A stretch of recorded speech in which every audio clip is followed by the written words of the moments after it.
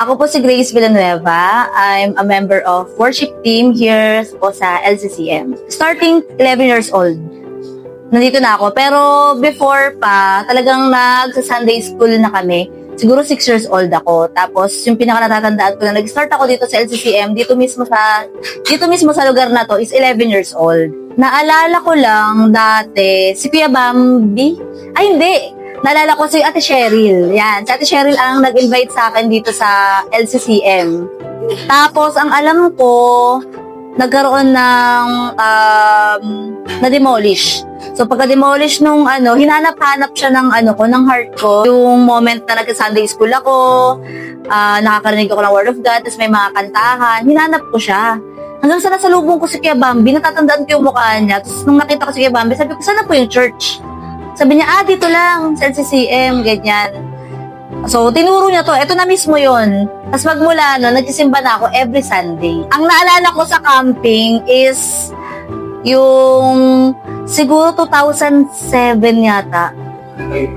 Sa Nagbayukan. Hindi ko makakalimutan yung camping na yon kasi yun yung moment na grabe yung iyak mo kay Lord. Yun ba yun?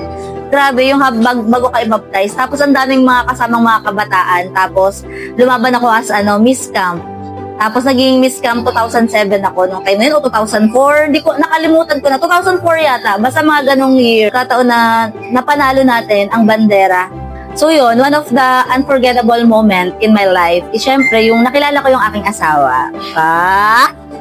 So, dito na kami, pareho kaming kabataan, then pareho kami nag-serve kay Lord, pareho kaming worship team, then, yun, nagpakasal kami, at ngayon meron na kaming 3 anak. Lahat sila galing sa Biblia, yung mga pangalan nila si David Israel, Naomi Bless, and then si Prince Gabriel.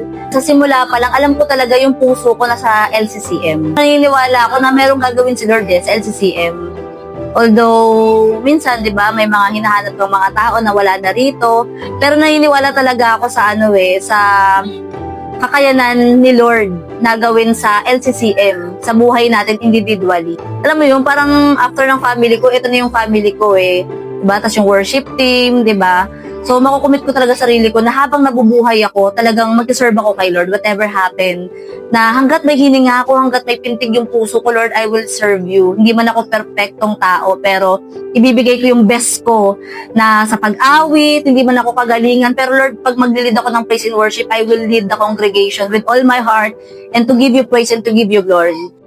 Ako nga po pala si Danilo Magdalaga, currently member ng LCCM at ako po ay member din ng worship team as a drummer. Siguro natatandang kong years sa pagiging member ko dito sa LCCM ay I think more than 30 years. Na-invite lang ako ni Brother Ismael. Bago ko nakilala si Ismael, hindi sa magandang pagkikita. Although na magka-classmate kami, o magka-batchmate kami sa school, pero nagkaroon kami ng something na hindi pagkakaunawaan. Nagkaroon kami ng suntukan muna. So yun ang simula. Yun pala magiging way para makarating ako dito sa LCCM. Simula noon at tuloy-tuloy na. Ang naalala ko noon sa PTA, time na na-demolish, na yung time na maghahakot kami ng gamit. Kasi alam ko, nangungupahan noon dito sa garage siya tayo o parking area. Yun ang ginawa naming church na para matuloy yung gawain ng Panginoon. Andun yung maghahakot kami ng mga upuan, mga instrument, drummers, tapos yung mga gitara, speaker. Yan, yung mga hindi ko makakalimutan experience sa gabay at patnubay ng Panginoon. Ito pa rin ang LCCM. Nag-grow up. Andun yung isang pamilya talaga na talagang hindi mo mabububag kahit anong mangyari. Ako'y patuloy pa rin magpapagamit sa Panginoon at patuloy pa rin ako na pagpapasako sa gawain niya, sa gawain ni Lord. Baga, kung noon na meron akong hindi nagagawa, siguro by the future, magagawa ko na yung dapat kong gawin para sa Panginoon. And the same time, gusto ko talaga makatulong sa worship team. Baga, alam ko marami pang pangailangan ng worship team gusto pa makatulong. Hello, ako po si Carlo Manuel Mendoza at kasalukuyan po akong worship leader dito sa ating simbahan sa Living Christ Christian Mission. 32 years na ako sa Lettre Church at parang kahapon lang at sobrang napakabilis ng panahon at maalala ko pa yung aking mga kasama noon nung unang dumating ako sa simbahan na ito. Noon ito nakasama ko sila Sister Jen, sila Brother Randy, sila Emerald. Tapos second generation na nga sila Bambi noon, sila Ismael.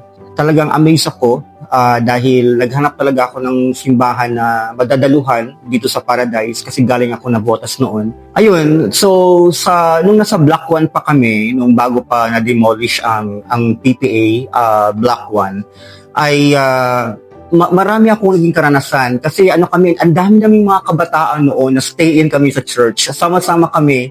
Talagang napakasaya lang dahil sama-sama kami natutulog, nagdi-devotion kami sa umaga at dumating sa point na nahalal nga ako bilang youth president. Sa tagal-tagal ko sa LCCM, parang nananatili kasi yung bata yung puso ko.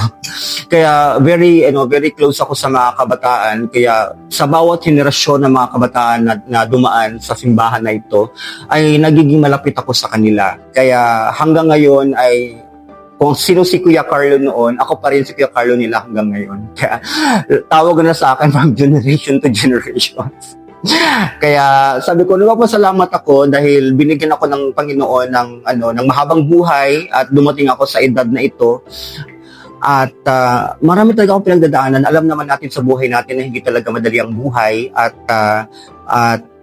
maraming challenges. So, nakikita ko talaga yung galaw ng Panginoon sa buhay ko na He has helped me.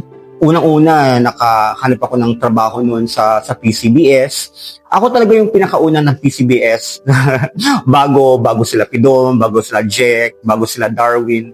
Halos nga lahat noon ay naakay ko pang mag-volunteer sa PCBS. So yun talaga yung pinakauna na naging blessing na ibinigay sa akin ni Lord. Tapos yun na, tuloy-tuloy na yun. Talagang sobrang makikita ko talaga na pag ikaw talaga ay naglilingkod sa Diyos, ay tapat ang Panginoon na tutuparin niya lahat ng mga pangarap mo sa buhay. At sana ay bigyan pa ako ng Panginoon ng mahabang buhay. Alam naman natin na ang ating mga pisikal na katawan ay may limitasyon at habang tayo ay naglilingkod sa Panginoon, si Lord naman talaga nagbibigay sa atin ng biyaya para makapagpatuloy sa buhay na ito at makapaglingkod sa Kanya.